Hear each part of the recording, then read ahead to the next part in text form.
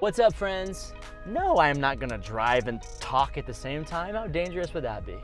Okay, we're in Mark chapter 12, and Jesus is at the temple, and he's people watching. That's what the scripture says. He's people watching. Imagine like an aisle and a gathering of people, and then offering boxes at the end, and people come down and they put their financial gift or donation in the box, and it's happening in front of everybody. And so imagine like a big wealthy guy comes walking in, and he's got gold chains and robes and all that, and he really makes a show out of the way he gives his finances. Maybe it's a lot of money, but it's almost like, this is my worship to God, and and everyone kind of throws up in their mouth a little bit, because it's prideful. But then this widow slowly approaches one of those offering boxes, and the scripture says Jesus is sitting opposite of the offering boxes. He is intentionally watching her pull out 2 coins.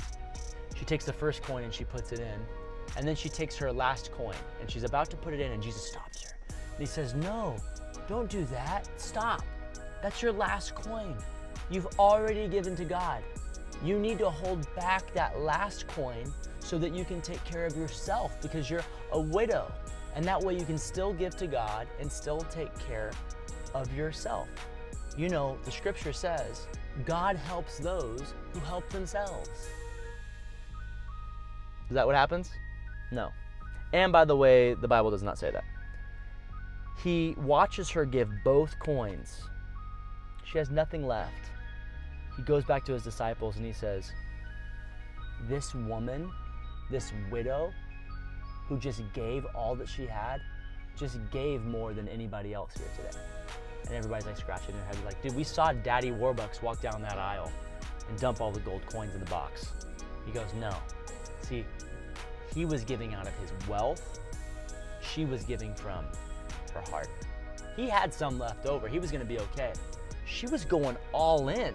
She was now in a position where she was going to have to trust God to be her provider, to take care of her. She gave from a place of real faith. You see, this isn't really about money. I mean, it can be if that's what you're going through right now. But Jesus is saying when you're in a relationship, it can't be 50-50. It has to be 100-100.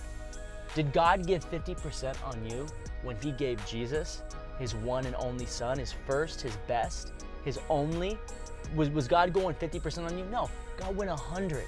So when we give to him, we give 100. We go all in.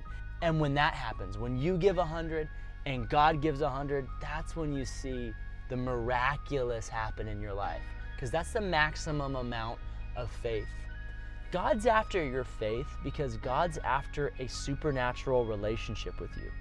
He wants you to experience that 100-100 moment and lifestyle so that you can know him and trust him in a whole different way. He wants your life to demand an explanation the way this widow's life demanded an explanation. This widow, I don't know her name, but here we are 2,000 years later, still talking about her.